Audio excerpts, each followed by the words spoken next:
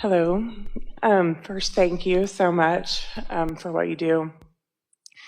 I guess my question is kind of back to the beliefs system that you were talking about, how a thought or a belief is just a thought that we just continue to think over and over. Logical, isn't it? Very Law of attraction just keeps perpetuating it. Very logical. I guess my question is, how much power do our subconscious beliefs? Not much. Not much? I'm good with that. Well, everything starts somewhere. Right. Subconscious just meaning you're not that aware of it. Subconscious can be defined by humans in a lot of different ways. But this is the way to really understand this. If you're not feeling any emotion about it, then it's not a player in your mix. And if you are feeling emotion about it, you're thinking about it, and it's not subconscious. Great. That's the next thing I wanted to ask about. About emotions, your emotional guidance system. I'm trying to lean in more, to my emotions and really feel. Before you go there, we want to add something to what we were just talking about, subconscious. Can you hold your place there? The cells of your body are consciousness. And you're not really aware of what those consciousnesses are thinking. But the cells of your body are always thinking thoughts that are in unison with your inner being's thoughts about your well-being. And so just begin saying to yourself, my subconscious thoughts are all helping me. They're all for me. They're for me. They're for me. Good way to look at that. Right. That's what I've been trying to, when you were discussing looking to others for approval, I was notorious for that.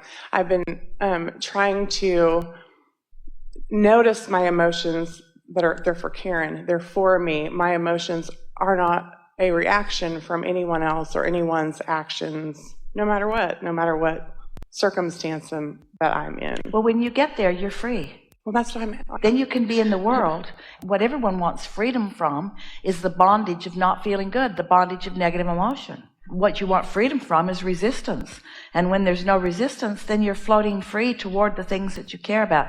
And then you're of value to others as well. Right. So I just wanted to hear you say that about the subconscious isn't as strong or a powerful thing as it is made out to be. If it begins to gain momentum, you'll feel it. And when you feel it, then you can do something about it. But getting control of your vibration means having awareness of your emotions. One of the things that sometimes happens, and this is worth talking about, is that sometimes things that don't feel good feel so normal you keep doing them anyway. Doesn't feel good, but it feels familiar. So you keep doing it because it's familiar, not because it feels good. So somewhere along in this scenario, we want to convince you that it's good for you to feel good and that feeling good is good. It's strange that we would have to have a seminar that if it feels good, it's good, or that feeling good is good, because there have been a lot of people who have needed to control you for their benefit by getting you to do things that don't feel good to you. That's not the guidance you want to follow. I think the miscommunication for me is like when the gentleman was talking about how it was his desire that his father be proud of him, and how it does feel good, when someone is proud of you, is to maintain that level of, I just want that relationship with my inner being, and I'm proud of me when my inner being's proud of me. Why does it feel so bad when, why do we feel the need to care so much? How can I not care? Why is it uncomfortable when someone presses a pillow to your face and doesn't let you get any air? Okay. It's the same question. Why does it feel bad when I block myself off from the life-giving energy of Source? I guess it is. Why does it feel bad? Why does it feel comfortable, I guess is the word. Give a broader statement. Why does it feel comfortable? Why does it feel, when you say we do those things that we don't want to, but they seem to kind of happen out of habit because they're a more comfortable, I don't know.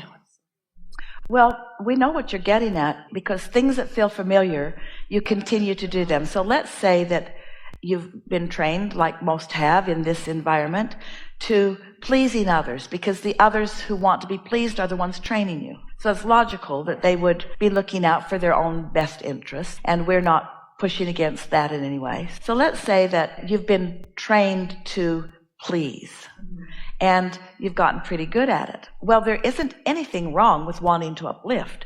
And a lot of what others want, you want too. And you want on behalf of others too. So it becomes a little complicated in terms of where all the desires are coming from.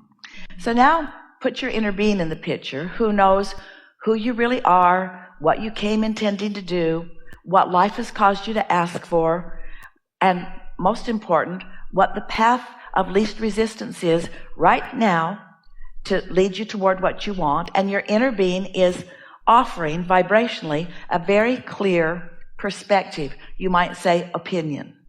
Now, if you get crossways of that opinion of your inner being, and you stay crossways of it or in defiance of it very long, you won't feel good. It's like bucking the current of your own well-being. Doesn't feel good and isn't good for you.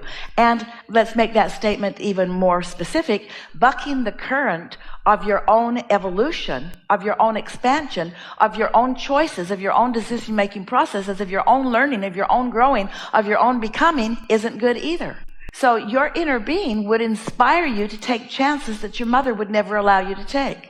Because your inner being knows that expansion and understanding is a really big part of who you are and what you want, while your mother is really protective in nature about you, you see. So then, as you mind your mother, rather than minding your inner being, if you get too carried away in that, you can begin to develop patterns that just don't allow the fullness of who you are to flow. Now, an important distinction. Your inner being will never get mad at you, and never pull away from you, or never punish you, or never try to get you to move in one direction by making another direction worse. Your inner being doesn't play those games, but humans often do. And so once you begin to accept that your inner being really is on your side, and that does not make your inner being against anyone else. That's a really big distinction.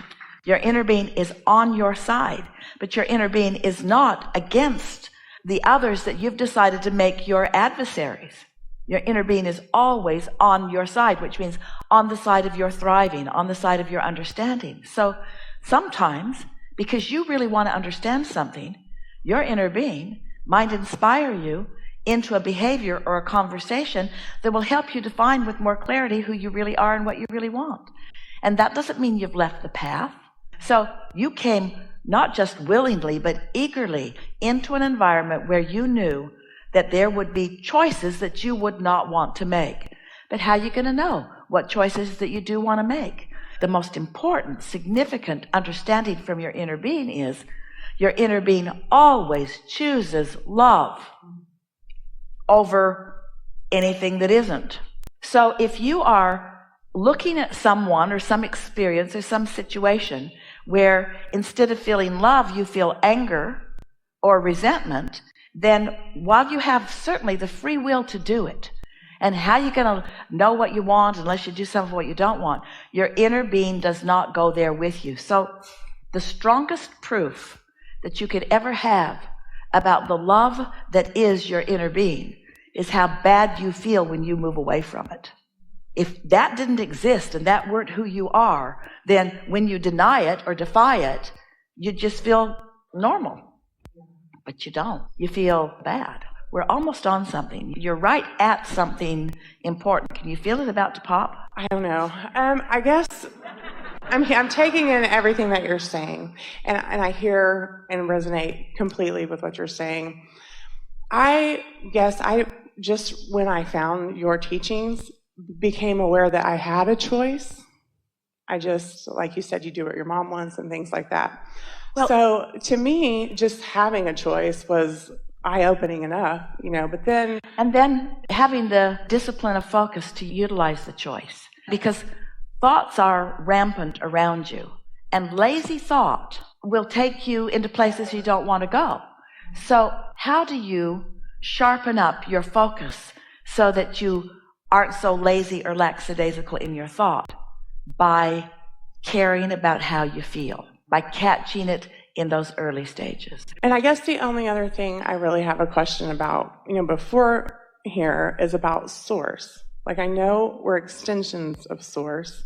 I believe that source is, I don't know if I'm asking, is source something other than our inner being? And if so, does source want worshipped by anyone? No. Oh, I know that sounds... Not any of that. I mean... Not any of that. Your inner being, because of law of attraction, is gathered together with many, many others. And that culmination of all of that, everyone who has ever been physically focused, and we're not saying that you have to be physically focused ever to be source, but we're saying everyone who has ever been physically focused, who has reemerged back into non-physical, is part of that source. And as they reemerge, they leave behind any resistance that they've picked up along their physical trail. So it's just this pure love and knowing and well-being. Source just loves and therefore approves. The thing that is most uncomfortable for most people, when they are uncomfortable, this is the reason, they are looking at themselves or at someone else and having a knee-jerk reaction to what they're seeing and not knowing that they have control over what they see, because they think that it's a done deal and that now they are just seeing it, and what it is what is, and they have no control over what they're seeing, and therefore they have no control over what is, and therefore they feel vulnerable, and therefore they feel defensive, and therefore they don't allow the love that is really them to flow. Did that sort of add up for you? When someone is having a hard time in their life experience, and they want to love themselves more but are having a hard time doing it, we like to say to them, it's harder for you to love you than it is for you to love almost anybody else, because you've practiced not loving you more than everybody else. And the reason that you've practiced not loving you is because you've been expecting others to love you who weren't assigned to love you. You're running around the world trying to get somebody to love you, and when they don't, then you take it really personal. And then you start looking for flaws in yourself, and you develop these patterns of feeling deficient or flawed, which your inner being feels just the opposite about you. And so the more you do that, the worse you feel. And the more you do that, the worse you feel. And the worse you feel, the more you do that. It's sort of that sort of cycle. So that's one of the reasons that you enjoy hooking up with what we know about you, because as you listen to us long enough, you begin to feel the resonance of it. Then you're in a position where you can begin to make some conscious choices. The choice really has to start with how you want to feel.